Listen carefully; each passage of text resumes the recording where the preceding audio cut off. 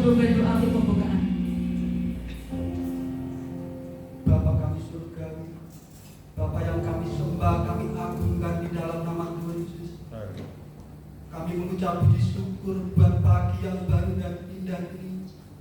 Oleh karena kasih anugerah-Mu, kami boleh ada sampai pagi hari ini. Kami boleh bersama-sama berkumpul dalam hadirat-Mu yang Maha Kudus, memuji, memuliakan akan kebesaran nama-Mu Tuhan. Sungguh kami bersyukur boleh merasakan indahnya hadirat-Mu dalam hidup kami. Hadirat-Mu yang memberi kekuatan baru, hadirat-Mu Tuhan yang memberikan damai sukacita dalam hidup kami. Terima kasih Tuhan. Kami serahkan ibadah raya saat pagi hari ini, awal pertengahan hingga akhirnya. Biarlah api Roh Kudus-Mu Tuhan menerangi setiap pribadi lepas pribadi kami. Api Roh Kudus-Mu Tuhan melingkupi setiap tempat ini. Layakan kuduskan kami Tuhan, untuk kami masuk lebih dalam hadirat-Mu Tuhan. Setiap kuasa-kuasa yang bukan dari Engkau Tuhan, di dalam nama Tuhan Yesus kami tengking, kami hancurkan. Biar urapan Roh Kudus-Mu Tuhan yang mengalir setiap hati kami. Terima kasih Tuhan. Kami buka ibadah ini hanya di dalam nama Tuhan Yesus, sumber keselamatan kami. Kami berdoa. Haleluya. Amin. Berikan selamat diri kanan kita. Dia lahir untuk kami. Dia lahir untuk kami. Dia lahir untuk kami. Dia bangkit bagi kami semua. Dia Yesus Tuhan kami. Dia Yesus Allah kami.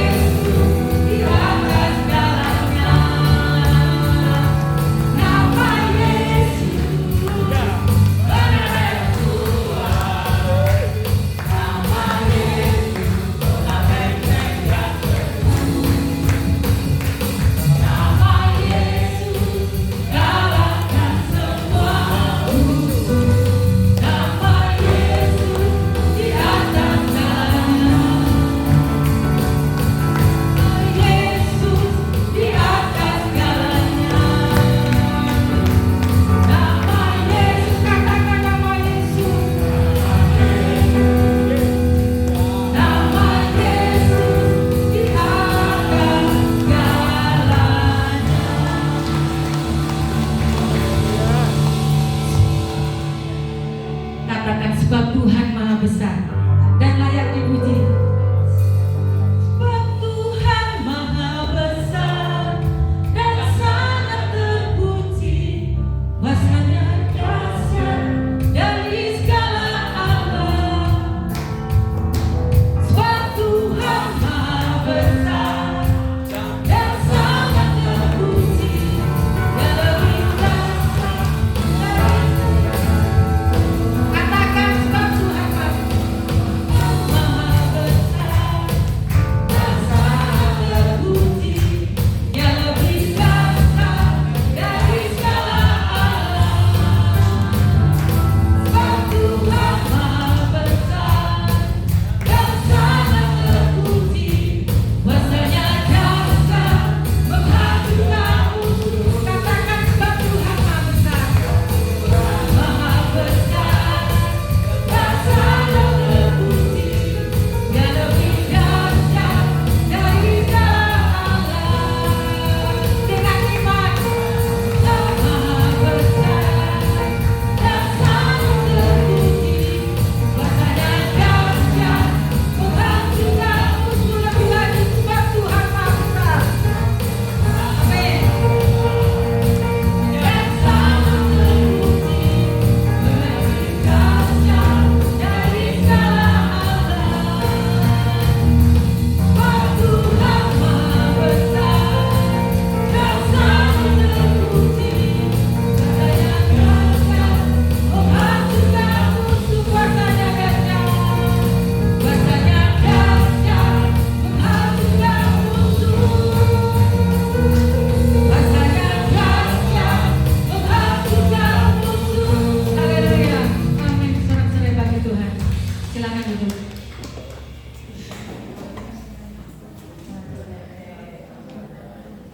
Mari kita siapkan hati kita untuk firman Tuhan saat pagi hari ini.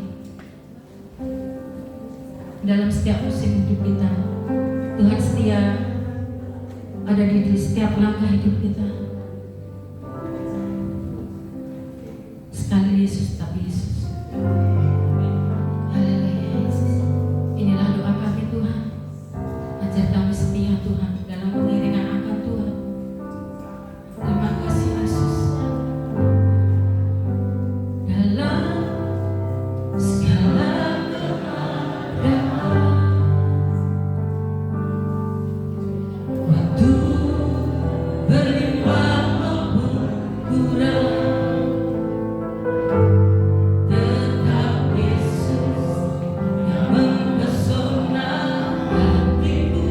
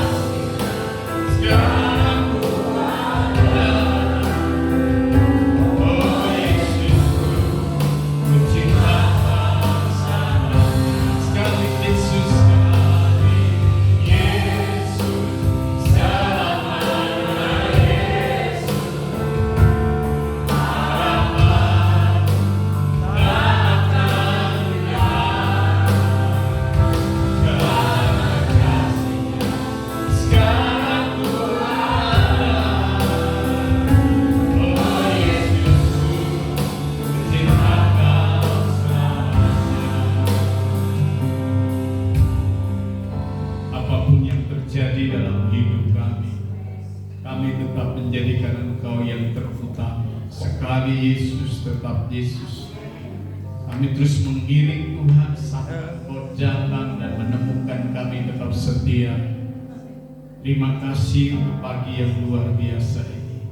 Kau memberikan cuaca yang cerah. Dan kami percaya ketika kami berkumpul memuji Engkau, hadirat-Mu begitu kuat, menjamah, melawat, memberkati kami. Ambil alih ibadah ini, ambil alih pemberitaan firman. Berbicaralah bagi setiap kami, ya Tuhan. Karena kami siap mendengar. Terima kasih, latih kami, didik kami, biar kami dewasa jalan. Kami ada di akhir zaman. Kami tahu tantangannya begitu besar, tapi roh yang ada dalam kami lebih besar dari roh yang ada dalam dunia. Terima kasih, Bapak.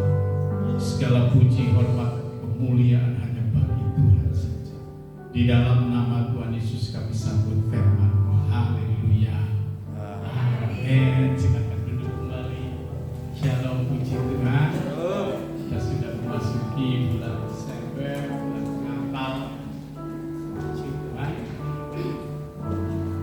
Di malam saya dikenal bersama pembicara Natal kita, dan beliau sudah bersedia, bahkan sudah memberikan sebuah tema yang menarik. Dan hari Jumat itu dia sudah dalam perjalanan di dalam satu malam di Wonogiri, dan setelah itu ibadah datang kembali ke Surabaya. Doakan juga kami, saya, istri, Aurel, Pak Ronald, Pak Pus, tanggal 21 akan diwisuda. Kita juga ucapkan selamat kepada Pastor Ronald yang sudah menyelesaikan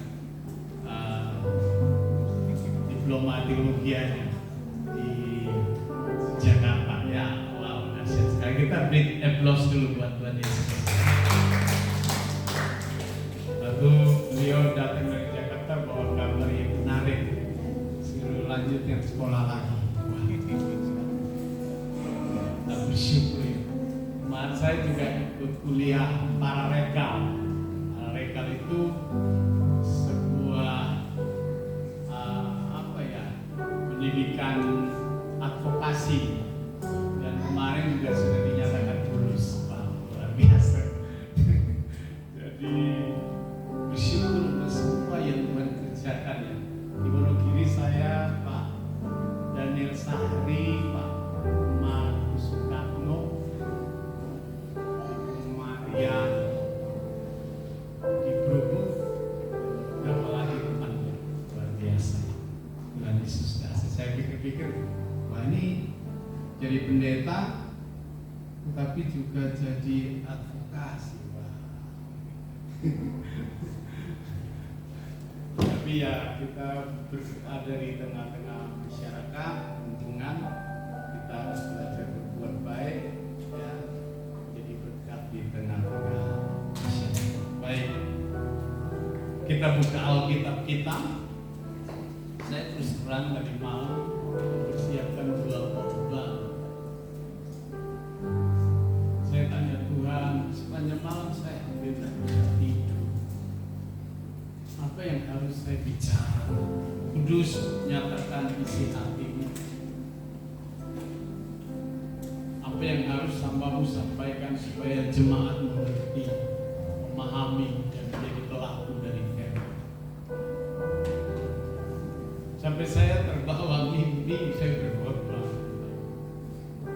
Dan akhirnya saya memutuskan bahwa ini pesan Tuhan yang hari ini disampaikan bagi setiap kita. Khotbah ini mungkin 3 atau 4 bulan lalu saya pernah khotbah, tapi waktu itu karena ada beberapa hal sehingga banyak jemaat yang tidak hadir. Ini sedikit saja waktu itu, sekitar 4 atau 5 bulan lalu. Dan hari ini saya menggumuli lagi, saya tanya Tuhan, apa pesan yang tepat yang harus disampaikan dari mimbar yang kudus ini. Coba kita buka Alkitab kita dalam Wahyu pasal yang 3. ayat 14 sampai ayat 22. Saya ajak kita bangkit berdiri untuk menghormati firman Tuhan. Kita baca sama-sama 1 Korintus ini sampai ayat 22. Kita baca dengan suara yang keras. 2, 3.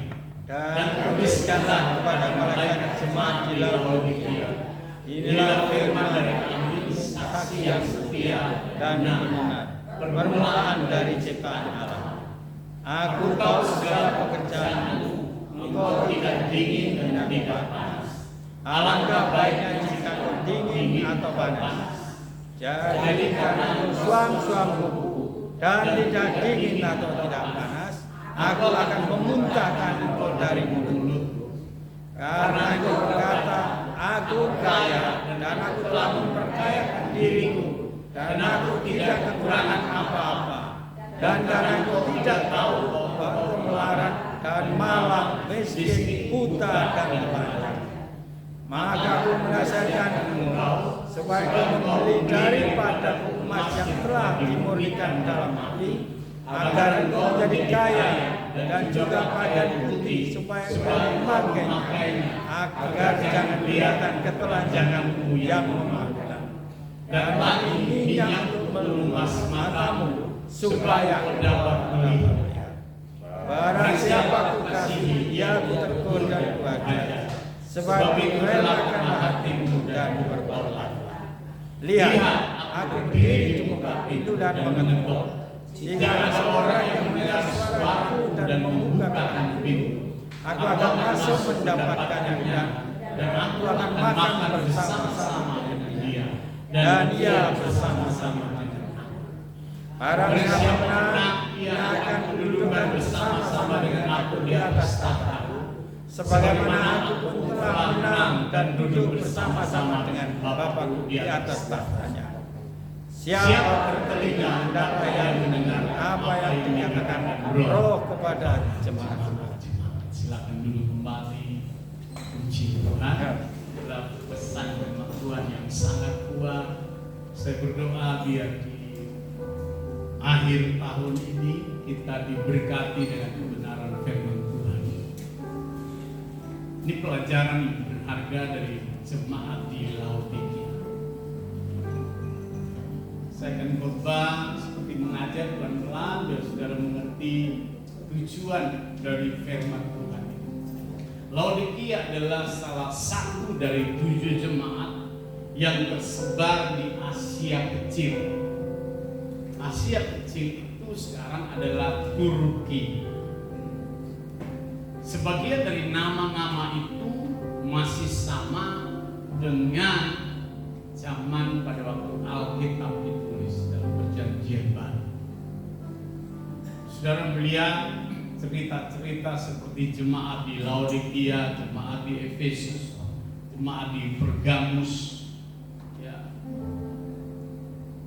jemaat Philadelphia, dan ada beberapa nama yang diubah, seperti misalnya Smyrna jadi Izmir, karena dikuasai oleh pemerintahan yang beragama lain pada waktu itu. Eksistensi tempat-tempat itu masih ada sampai hari ini. Ya. Biasanya mereka yang mengadakan perjalanan rohani ke Holy Land, Ronald sudah pernah ke sana. Biasanya mereka pasti mengunjungi tempat-tempat ini. Nah, setiap tempat-tempat ini memiliki keunikan dan problematika masing-masing dari ke-7 jemaat ini. Nah, diceritakan di dalam bacaan kita ini, jemaat Laodikia ini mengalami tawar iman. Sementara yang lain, di sisi lain mereka menjadi kaya dan diberkati. Tetapi sebenarnya di mata Tuhan mereka menjadi miskin dan telanjang. Inilah yang terjadi dengan jemaat Laodikia. Bapak Ibu yang diberkati oleh Tuhan, jemaat Laodikia ini sebuah kota yang letak geografisnya itu berada di bawah. Ya. Di atas Laodikia ada sebuah kota yang dijuluki kota yang berbelerang. Jadi kalau air panas ada belerangnya, dan air itu mengalir dari atas puncak kota itu, lalu dia akan turun ke pantai. Dia harus melewati tempat yang bernama Laodikia. Jadi sumber air yang dari atas kota sana mengalir ke bawah. Jadi air belerang yang panas dari atas mengalir ke bawah. Kemudian aliran air itu melewati kota Laodikia. Nah, ketika air itu sampai di kota Laodikia, airnya sudah menjadi suam-suam. Dia tidak panas dan tidak dingin. Ya. Suam-suam.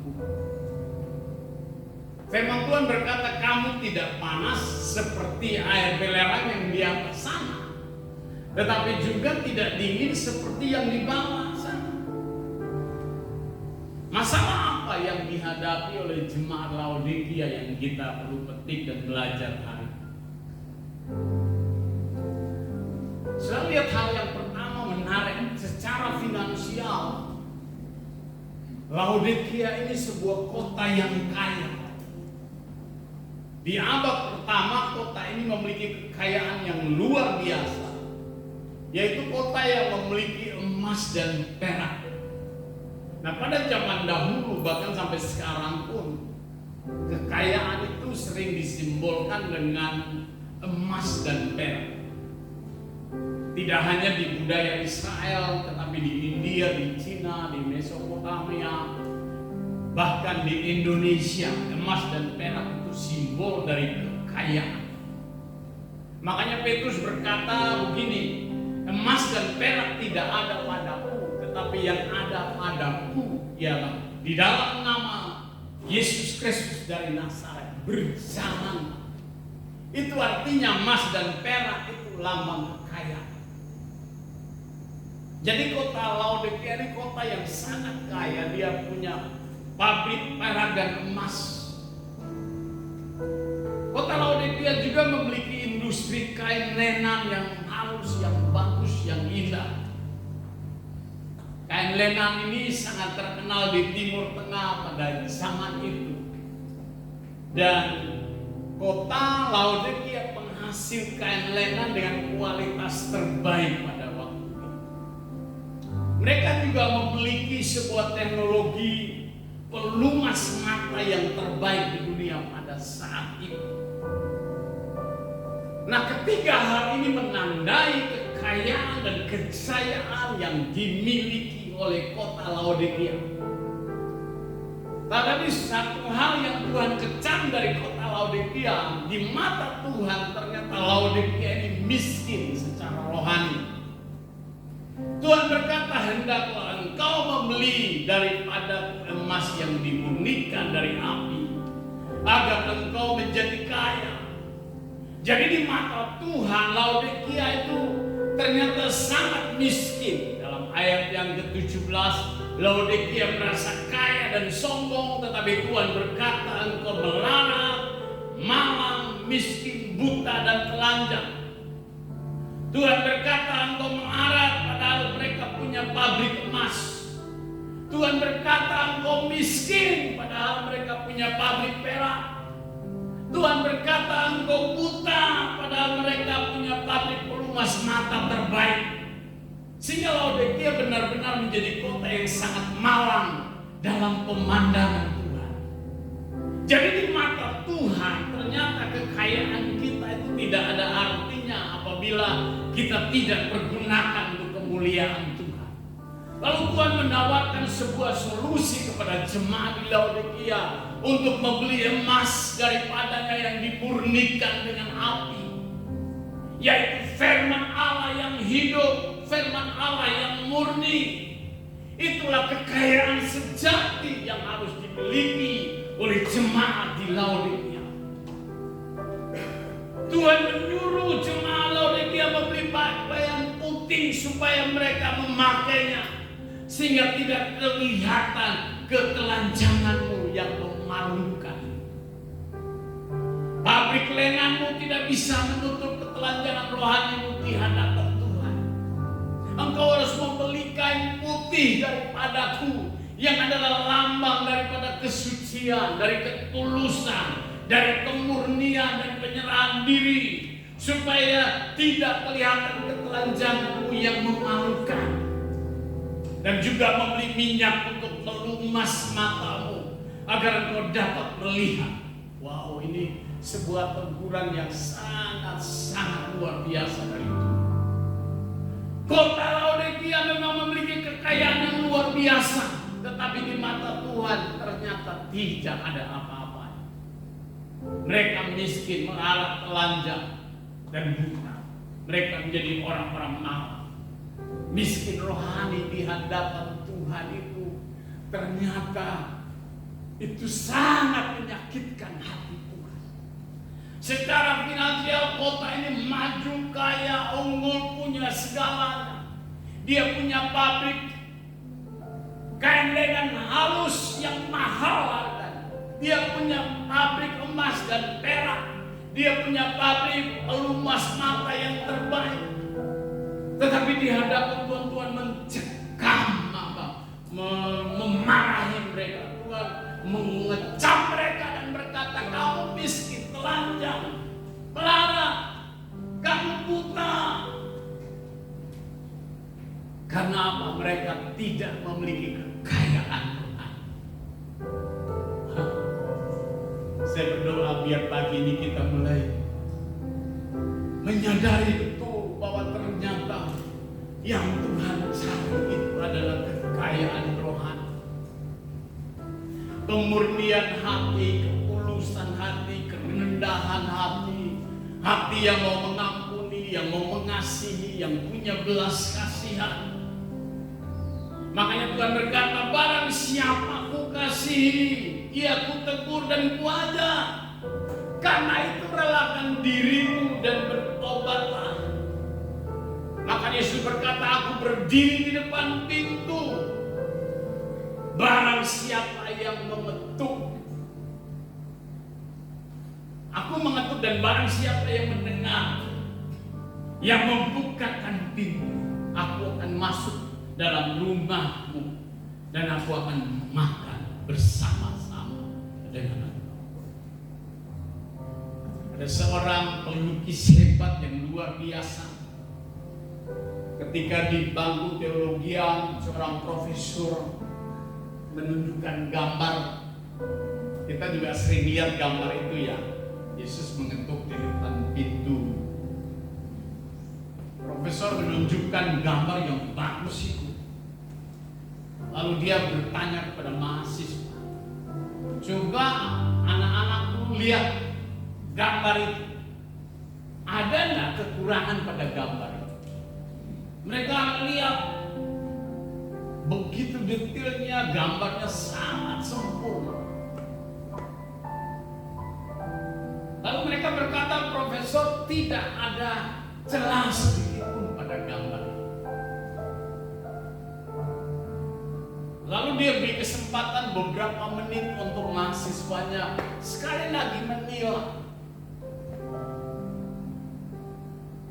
Lalu tiba-tiba muncul seorang anak muda dan berkata, Profesor, saya tahu jawabannya. Pintu itu tidak ada gagangnya dari luar. Profesor berkata, wow, kamu cerdas. Rupanya pintu itu gagangnya dari dalam. Makanya kalau Tuhan Yesus datang, dia hanya mengetuk. Orang itu hanya mengetuk. Kalau kamu mendengar ketukan pintu itu, kamu yang membuka pintu itu dari dalam. Setiap hari Tuhan memanggil kita, hai orang berdosa, kembali kepada Tuhan. Dia mengetuk. Dia berada di depan pintu gerbang hati kita dan mengetuk. Barang siapa yang haus, hendaklah ia datang dan minum. Barang siapa yang berbeban berat, mari datang. Karena di dalamku ada kelegaan, ada sukacita, ada kemenangan. Tawaran ini sudah ditawarkan 2000 tahun yang lalu, tapi hari ini banyak orang menolak. Mereka mengeraskan hati karena Tuhan tidak bisa memaksa kehendak bebas manusia untuk bertobat. Yang membuka diri adalah orang yang berada di balik pintu itu, yang punya gatam pintu hatinya. Dan saudara perhatikan, ketika pintu itu dibuka, Alkitab berkata Yesus akan masuk lalu makan bersama-sama dengan engkau.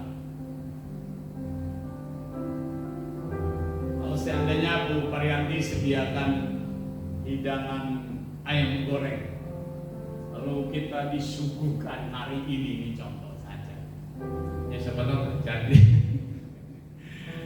Nggak mungkin Bu Apri rasanya capcay, nggak mungkin Tante Ani rasanya fuyung hai, pasti rasanya ayam goreng, amin. Karena yang disuguhkan ayam goreng, betul nggak? Artinya kalau kita membuka hati kita, Tuhan masuk dan Dia bisa merasakan apa yang kita rasakan. Dia tahu air matamu, Dia tahu hatimu, Dia tahu bebanmu, Dia tahu pergumulan. Dia ikut merasakan apa yang kita rasakan.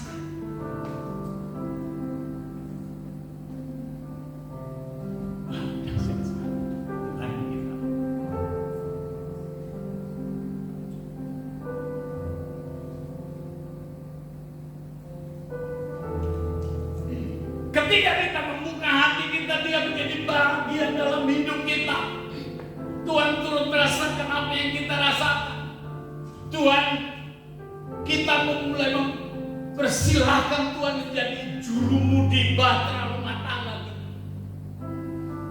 Kedaulatan bukan ada di tangan kita lagi, tetapi di tangan Tuhan yang adalah Raja dan majikan hidup kita. Bulan lalu saya singgung tentang ketika murid-murid menyeberang ke seberang, yang ngacak itu Tuhan Yesus. Tapi sepanjang jalan ternyata yang ambil kendali itu murid-murid. Ada badai, ada persoalan yang begitu besar, ada angin topang, puting beliung. Mereka dengan segala kekuatan, tenaga, kemampuan sudah tidak berdaya. Mereka datang kepada Yesus dan berkata, "Guru, mengapa kau biarkan kita binasa?" Karena mereka mengambil alih kepemimpinan rumah tangganya. Mereka mengambil alih kepemimpinan yang ada di perahu itu, padahal Tuhan yang mengajak mereka untuk berlayar.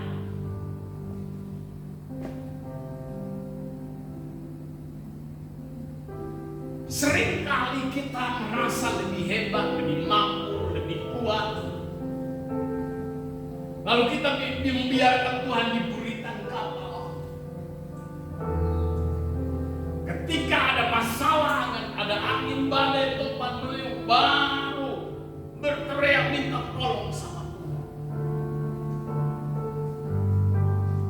Tapi kalau seandainya Tuhan yang menjadi kepala atas hidup kita, Dia memimpin hidup kita, seberapa besarnya pergumulan kita, Dia berkata, "Jangan takut." Dia mengklaim dirinya Immanuel, Allah yang menyertai kita selama-lamanya. Jangan gentar dan putus asa, sebab ada Aku yang memimpin hidupmu.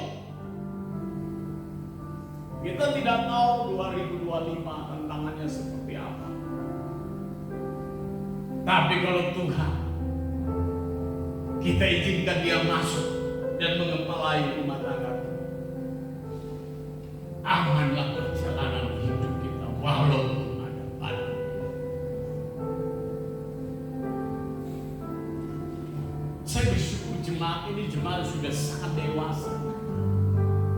hari kita berani nyanyikan lagu.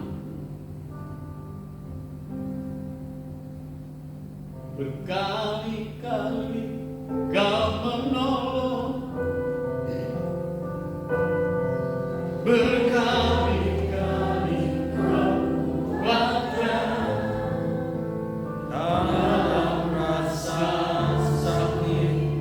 Engkau ada, Yesus setia.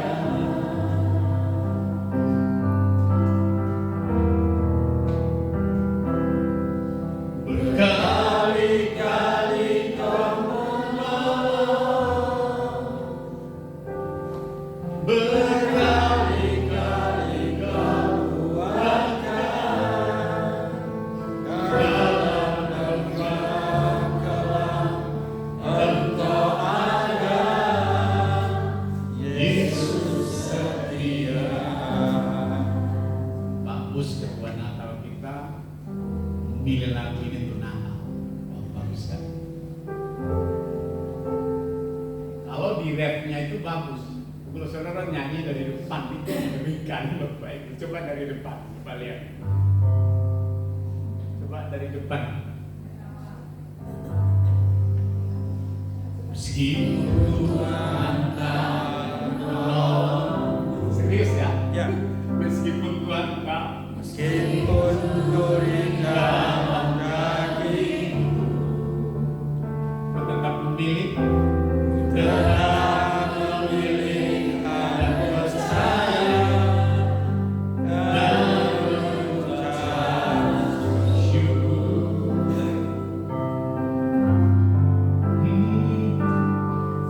Meskipun doaku tak terjawab, meskipun hatiku habis ku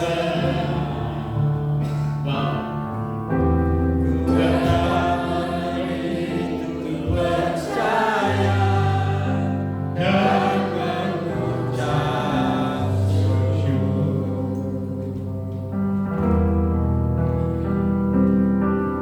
Kali-kali Kau menolong, berkali-kali Kau kuatkan dalam rasa sakit. Engkau ada, Yesus setia.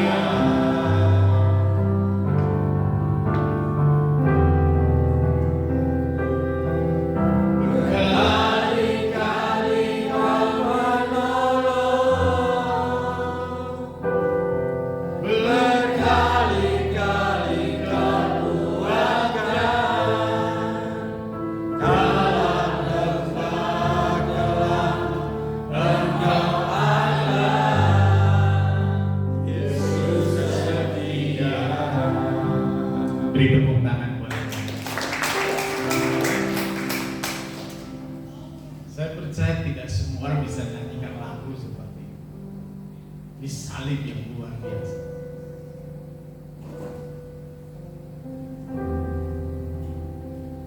Aku sudah lama berdoa untuk kesembuhan keluarga kita, semua juga berdoa. Hari ini masih ada di kursi roda, tidak mudah menyanyikan lagu.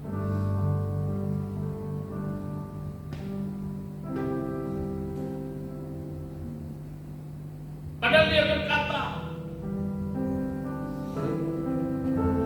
bukan berarti tanganku yang kurang panjang untuk menolong kamu, bukan telingaku yang tidak mau mendengar.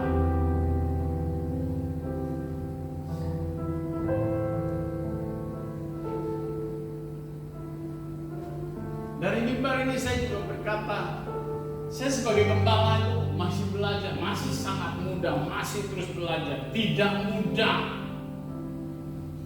Kita dari ras yang berbeda, bahasanya juga keras. Kalau Pak Ronald sudah ke kampung saya, satu rumah di sini kan, satu di sana.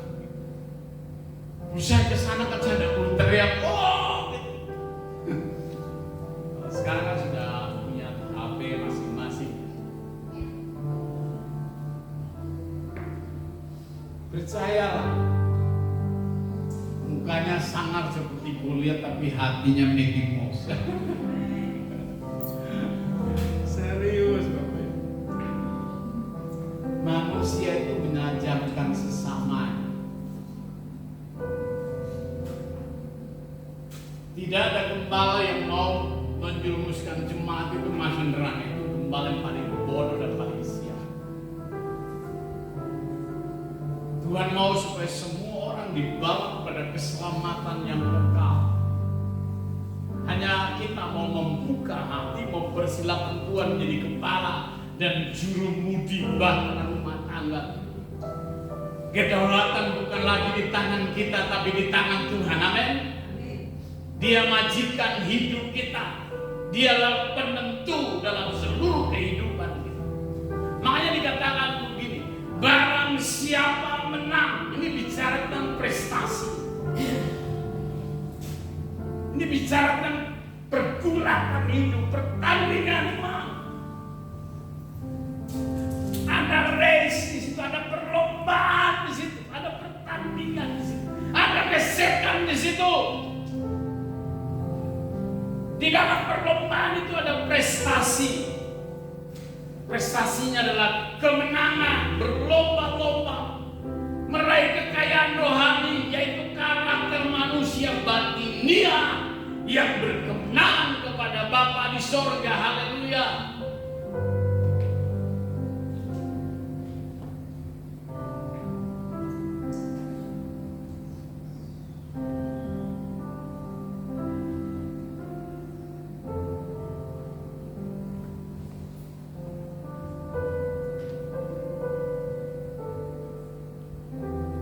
Tuhan mau membenahi manusia batinia kita supaya kita berkenan kepada Bapa surga.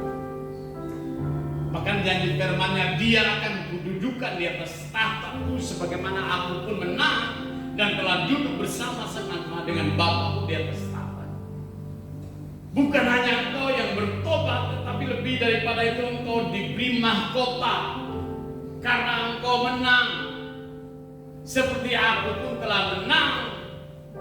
Yesus memberi keteladanan dirinya bagaimana Ia kaya namun menjadi miskin karena kita. Nah, pertanyaan sederhana adalah begini, apakah yang perlu kita banggakan dalam hidup ini? Kematian seseorang merupakan petunjuk serius bagi manusia bahwa memang manusia tidak ada apa-apanya tanpa Tuhan. Kalau kita tidak kaya dalam Kristus, yaitu mengenal kebenarannya, hidup kudus, tidak bercacat, tidak bercela, lalu kita mendapatkan pujian dari Tuhan.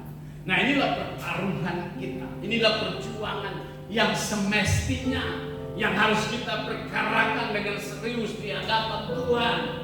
Kita harus berjuang di sisi ini untuk mengenakan manusia batinia yang berkenan kepada Tuhan.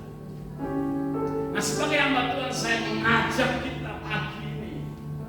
Ya, saya serius mengajak kita untuk kembali ke surga. Camkan bahwa dunia ini bukan rumah kita. Di dunia ini ada banyak linangan air mata. Di sini ada banyak musibah. Di sini ada banyak masalah. Surga tempat keabadian dan kesenangan dan pelabuhan hidup kita satu-satu. Makanya Dia berkata, siapa bertelinga hendaklah ia mendengarkan apa yang dikatakan Roh kepada jemaat-jemaat. Wow, firman Tuhan ini sungguh menegur saya secara pribadi, Bapak. Saudara lihat dari latar belakang historis seperti inilah, maka kita bisa membaca ayat 14. Inilah firman dari Amin, saksi yang setia dan benar, permulaan dari ciptaan Allah. Aku tahu segala pekerjaanmu, engkau tidak dingin dan tidak panas. Alangkah baiknya engkau dingin maupun panas. Nah, ini yang terjadi di gereja kita hari ini. Sadar atau tidak sadar, itu yang terjadi. Tuhan tidak mau kita setengah-setengah.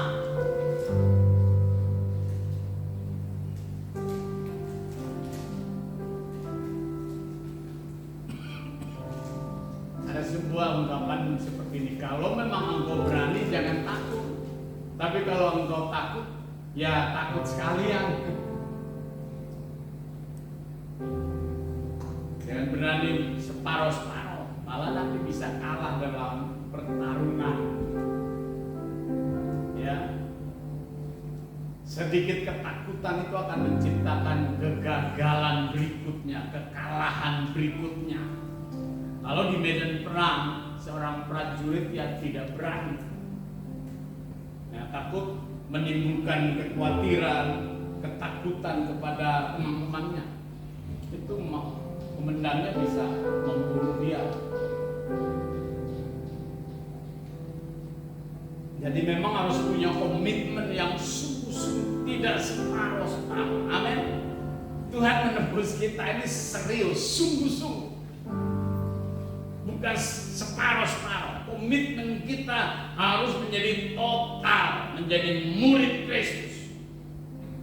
Komitmen menjadi jemaat GKI Wonokato yang setia, mengejar manusia batinia yang berkenan kepada kita, kepada Tuhan, dan tentu membuat kita semakin dewasa di dalam Tuhan, membuat kita semakin dikenan oleh Tuhan, membuat kita semakin diperkenankan menjadi jemaat yang kudus, yang tidak bercacat celah.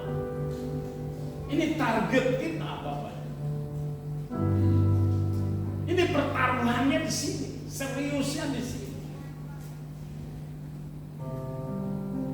Ini marwah kita, pertaruhannya di sini selama kita masih ada di bumi ini, mengejar perkenanan Tuhan, supaya dikenal Tuhan. Saya katakan semua kita di sini adalah pejuang iman, jangan jadi penonton.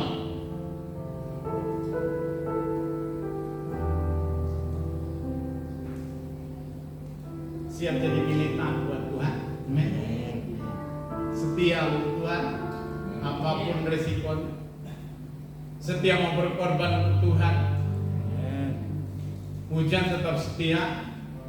Tadi pagi saya lihat sudah mulai berawan, Tuhan, sepanjang malam berdoa di sini supaya tidak datang hujan. Saya sama istri tetap terobos walaupun hujan. Karena memang doa ya doa. Lalu pagi Tuhan, jemaatmu masih banyak naik sepeda motor, Tuhan, jangan sampai hujan. Saya cuma kerja, pakai baju, wah rintik-rintik saya. Berbuat bisa apa Tuhan, tolong Tuhan, tolong. Tapi kalau ada hujan tetap datang. Amin ya.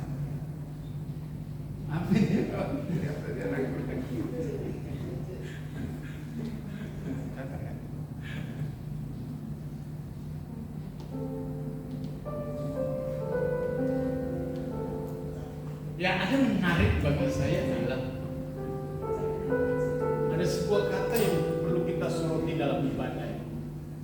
Kalimat itu berkata, seolah Tuhan itu ciptaan, seolah Yesus itu permulaan dari ciptaan.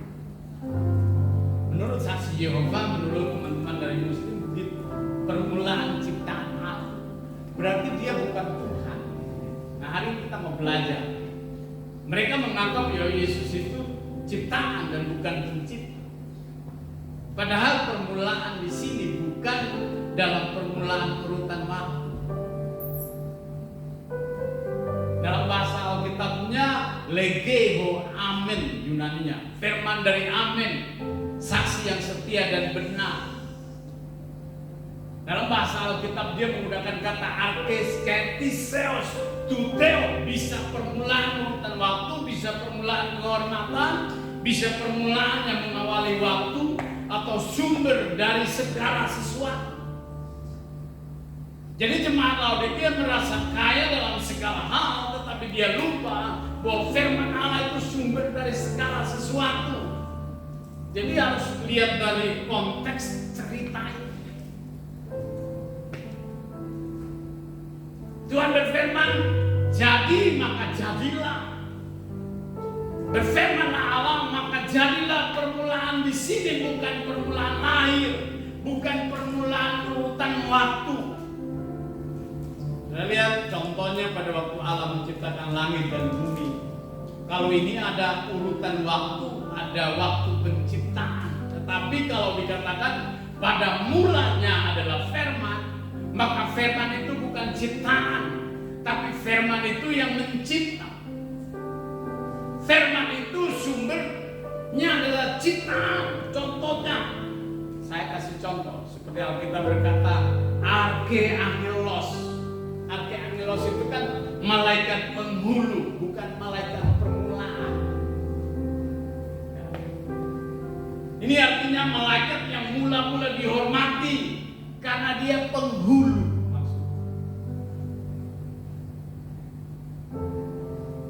Saudara lihat juga kalau dalam bahasa Alkitab dia menggunakan kata Peter, yaitu Bapa.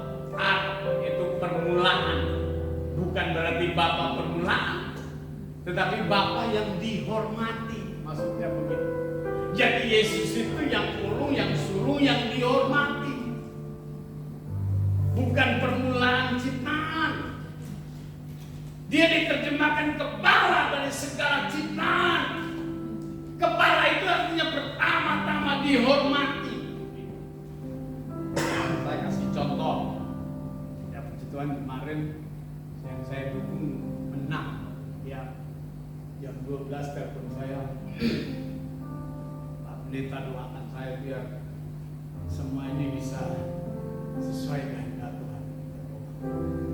Lalu ketika menang, beliau telepon terima kasih untuk doa dan dukungan jemaat teman sehingga saya bisa pilih lagi. Ya puji Tuhan, saya bilang ini contoh. Kalau seandainya Natal lalu kita undang, ini contoh saja, kita undang bupati datang ke sini, kita sudah sediakan kursi yang khusus. Ini contoh permulaan ciptaan. Saya kasih persamaannya kira-kira seperti itu. Lalu Pak Pus dan Pak Ronald mendampingi beliau. Ini contoh. Kita memberi hormat sepenuhnya karena beliau bupati. Padahal kalau dilihat dari segi umur, Pak Ronald lebih tua, Pak Pus lebih tua. Tapi karena dia kepala, dia pemimpin, walaupun usianya masih muda, tapi harus dihormati. Permulaan yang dihormati. Makanya pemimpin itu disebut apa? Arkeske exousia, yaitu pemimpin yang dihormati. Nah, teman-teman muslim, teman-teman dari Saksi Yehova, mereka tahu bahwa oh Yesus itu ciptaan. Padahal arke di situ yaitu permulaan yang dihormati. Dia permulaan, dia yang mendapatkan hormat yang tertinggi dari semua. Permulaan yang dihormati, makanya ayat tersebut berkata firman dari Amin, saksi yang setia dan yang benar, permulaan dari ciptaan Allah. Jadi Tuhan Yesus itu bukan ciptaan, tetapi pencipta karena dia adalah firman itu sendiri. Makanya kita berkata pada mulanya adalah firman, firman itu bersama-sama dengan Allah, dan firman itu adalah Allah. Segala sesuatu dijadikan oleh dia dan tanpa dia tidak ada satupun yang telah dijadikan. Makanya Yesus berkata begini, sebelum Abraham ada, aku sudah ada. Itu jelas. Jadi Tuhan Yesus adalah sumber dari segala sesuatu, permulaan dari segala sesuatu. Dia yang terutama, yang patut dihormati. Nah, Tuhan Yesus menegur keras jemaat di Laodikia karena mereka merasa kaya, merasa terhormat, merasa terpandang, merasa terkemuka. Mereka punya segalanya, mereka punya perak dan emas, mereka punya kain lenan halus, mereka punya pabrik pelumas mata. Tetapi di hadapan Tuhan mereka miskin, melarat, buta, dan telanjang. Lalu akhirnya Tuhan menawarkan kepada mereka untuk membeli emas yang murni, yang disediakan Tuhan, yaitu firman Allah, dan baju putih sebagai lambang ketulusan, kesucian dan kekudusan, kemurnian. Ya. Untuk apa? Menutupi ketelanjangan mereka. Jadi saya belajar bahwa di hadapan Tuhan ternyata kekayaan dunia tidak ada artinya sama sekali.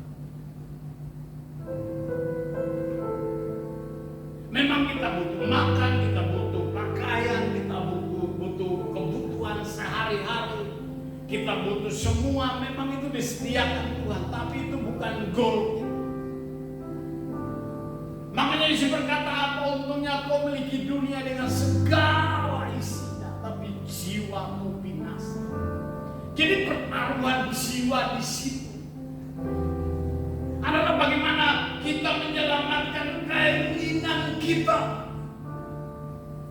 keinginan bersama dengan Tuhan, mematikan semua keinginan duniawi dan menjadi orang yang terhormat pada pemandangan Tuhan, yang terutama yaitu disegani Allah, disayang Tuhan, karena kita memiliki pakaian rohani, pakaian kemuliaan, kemurnian, ketulusan, iman yang murni, yang konsisten, yang hidup seturut firman Allah.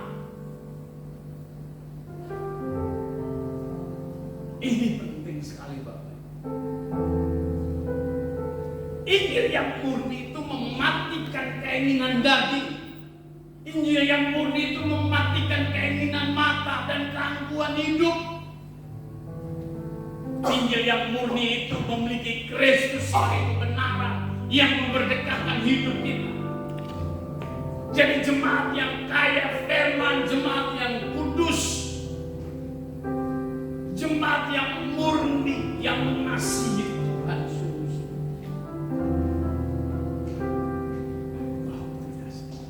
Ketika saya pelajari ini, wow, Tuhan mau kita berjalan mengenakan pakaian rohani yang kudus, yang murni, tulus, konsisten. Kita mengenakan karakter ilahi Allah untuk mau mengampuni, melepaskan pengampunan, hidup dalam kerendahan hati, saling mengasihi, merendahkan diri. Itu pakaian dan marwah kehidupan orang percaya. Nah, di akhir tahun ini saya mengingatkan ini penting sekali. Buang semua hal yang dari dunia yang tidak berkenan kepada Tuhan. Semua yang selama ini menghambat kekristenan iman kita, yang menghambat kita untuk bertumbuh maksimal di dalam Tuhan. Buang semua. Harus berjalan konsisten hidup dalam kebenaran. Ini takaran untuk menjadi berkenan kepada Tuhan. Boleh kaya, boleh punya segalanya, boleh terhormat, tapi semua untuk kemuliaan Tuhan. Ini goal. Saya dorong anak-anak muda. Ini penting. Saudara mau, adik-adik mau bekerja untuk mengejar masa depan, jadi orang-orang terhebat, ternama, terpandang, itu bagus. Tetapi itu bukan tujuan hidup kita. Itu hanya sarana untuk membuat kita mengasihi Tuhan lebih lagi, lebih dahsyat lagi. Makanya Tuhan mengecam jemaat ini. Kamu memang kaya, punya pabrik emas dan perak, punya pabrik kain linen halus, kamu punya pabrik pelumas mata yang terbaik, tetapi sebenarnya kamu miskin, melarat, telanjang, dan buta. Kamu jadi orang-orang malang. Saya berdoa Tuhan, ketika saya siapkan khotbahnya, saya berkata, Tuhan, jemaat Monokarpa bukan orang-orang yang malang, bukan orang-orang yang miskin, Tuhan. Bukan jemaat yang telanjang, bukan jemaat yang buta, tapi mereka orang-orang yang dikenal Tuhan, yang berkenan kepada Tuhan. Orang-orang yang tulus, yang murni, Dia menawarkan pagi ini, belilah pakaian kemurnian ketulusan, pakaian putih, beli. Kemurnian iman itu firman Allah. Kenalkan firman Allah dalam hidupku pagi ini. Kalau itu yang mewarnai seluruh hidup, orang akan lihat Kristus dalam hidup. Orang akan lihat Kristus adalah kekayaan rohani dalam hidup, membuat keteranjangan itu tidak terlihat. Orang akan segan dan berkata, wow, dia berbeda. Wah, ini jemaat yang hebat, yang tidak mudah diombang-ambingkan. Ini murni, ini konsisten, ini dia mengasihi Tuhan. Saya berdoa dalam nama Yesus, engkau memandang dari surga dan menilai setiap hati. Jemaat ini jemaat yang murni, yang tulus. Saya deklarasikan pagi ini dalam nama Yesus, semua ketelanjangan rohani dipatahkan dalam nama Yesus. Semua keinginan duniawi yang menghalangi kami untuk mengenakan tubuh kekudusan Allah, kami patahkan dalam nama Yesus. Biar engkau mendapati kami setia. Kami membuka mata hati kami, membuka rumah hati kami. Kami mengizinkan Tuhan masuk, kendalikan seluruh hidup kami, Bapak.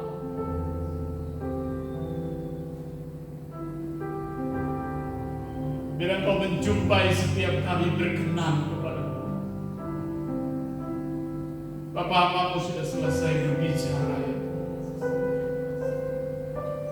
Biar firman-Mu ini berbicara dan melawat setiap hati kami.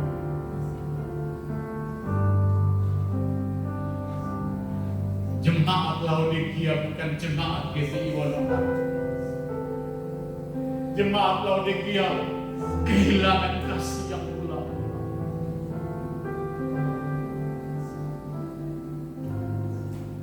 Mereka menjadi jemaat yang suam-suam. Aku berdoa dalam nama Yesus. Tidak ada kesuapan rohani dalam gereja. Saatnya semua kami bergairah mengasihi Tuhan, melayani Tuhan, berlari-lari dengan gairah, dengan semangat, dengan konsisten. Apapun harganya kami harus tuntaskan untuk kerajaan Allah dan kebenaran.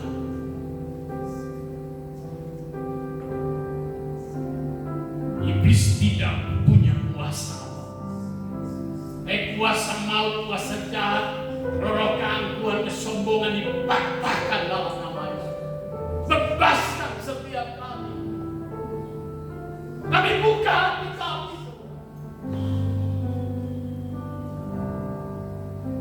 Baik, kita bangkit berdiri. Selidiki.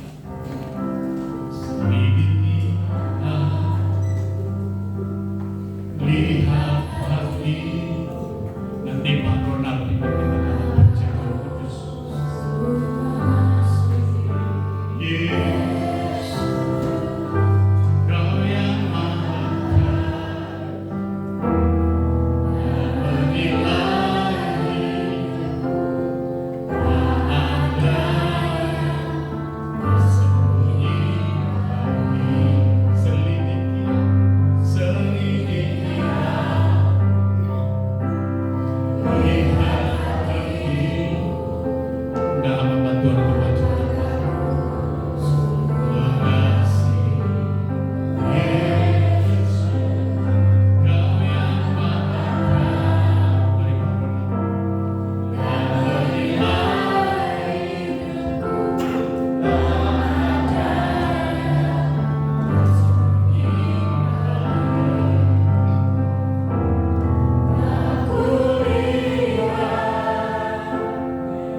Bye.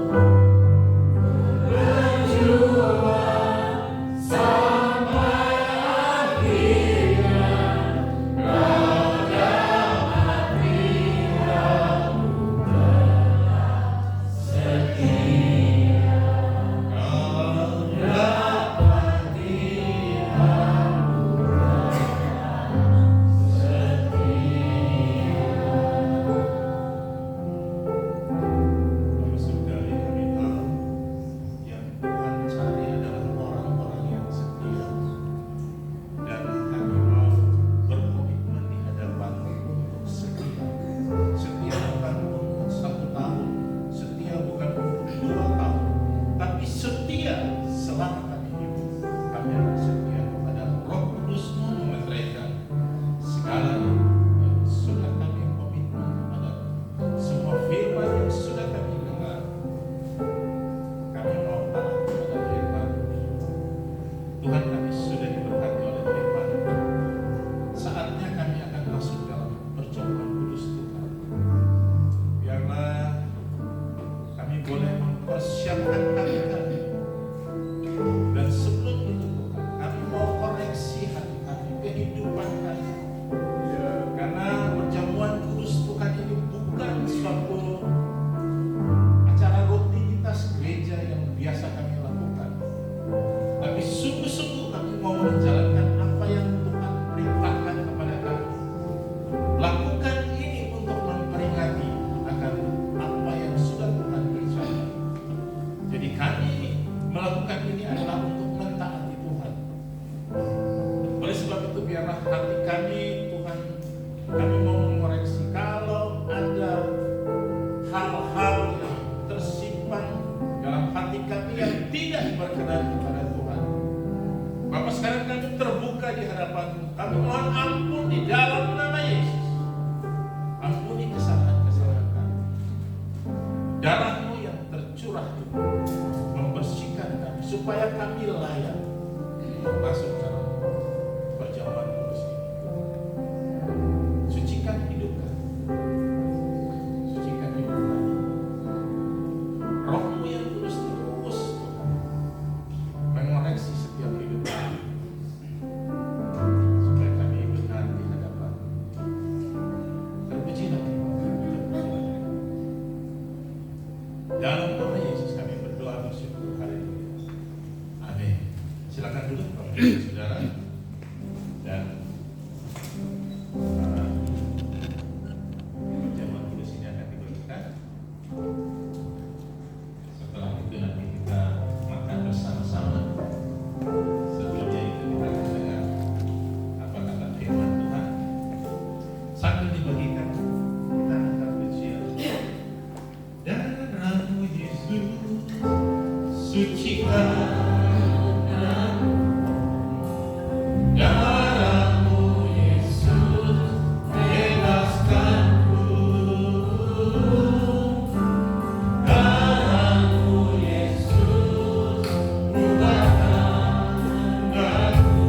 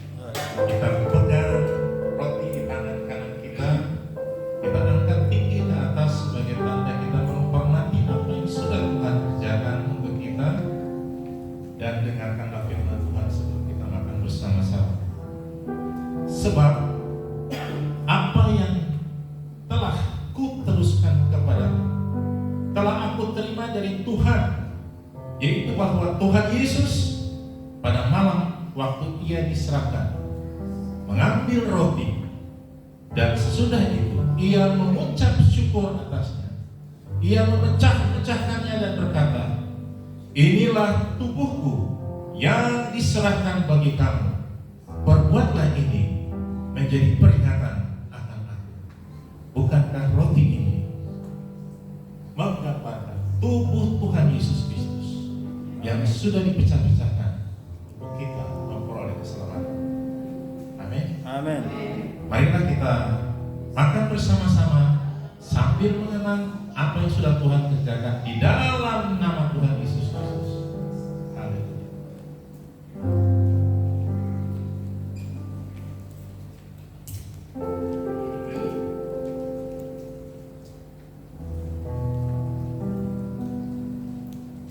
Kita pegang cawan ini di tangan kanan kita. Kita angkat pipi ke atas, dan sebelum kita makan, bisa sebelum kita minum, kita dengarkanlah firman Tuhan. Demikian juga ia mengambil cawan sesudah makan, lalu berkata, cawan ini adalah perjanjian baru yang dimateraikan oleh darahku. Perbuatlah ini setiap kali kamu meminumnya menjadi peringatan akan aku. Bukankah cawan ini melambangkan persekutuan kita dengan darah Kristus yang sudah dicurahkan untuk menebus kita. Amin. Amin. Marilah kita bersama-sama minum di dalam nama Tuhan Yesus Kristus.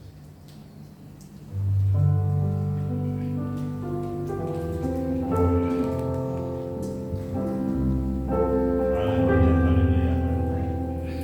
Naikkan pujian syukur, naikkan syukur kita kepada Tuhan. Angkat kehidupan kita kepada Dia. Oh, haleluya.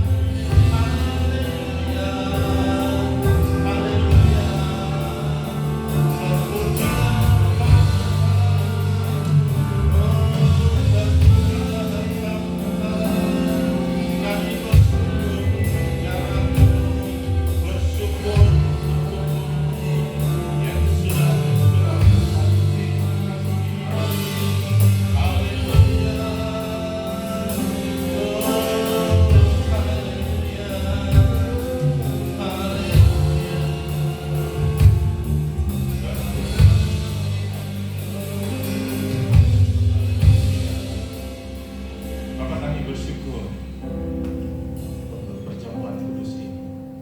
Kami boleh mengenang kembali betapa Engkau mengasihi kami, Tuhan. Engkau rela datang ke dalam dunia ini. Engkau rela menebus kami dengan mencucurkan darah yang kudus dan suci itu di bukit Kalvari.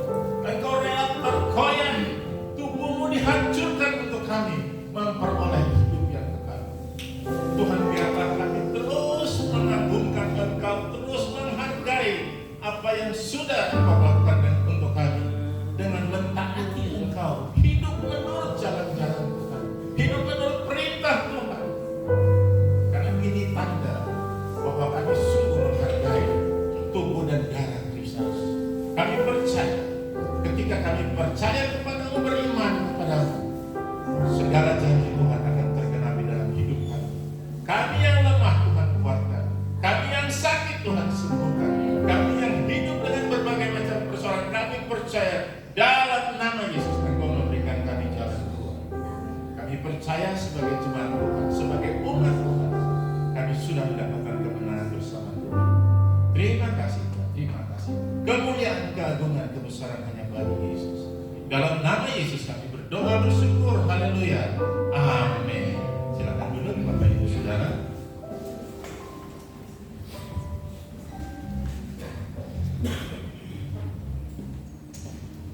Di bawah punya persembahan bagi yang bertugas, silakan ke depan.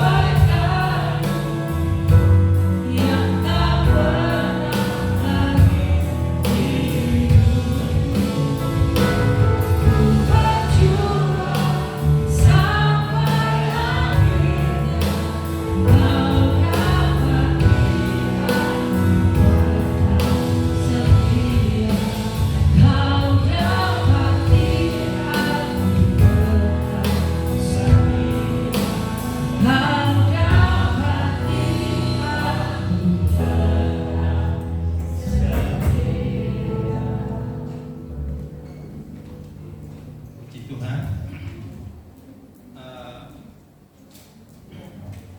Saya menyempatkan diri, minta waktu sebentar, mungkin 5 menit. Hari Minggu lalu sudah dibicarakan mengenai acara Natal yang tinggal 1 bulan lagi. Tadi sudah disampaikan ke Bapak Gembala bahwa pembicara sudah bersedia dan sudah mengatur waktunya sehingga yang kedua,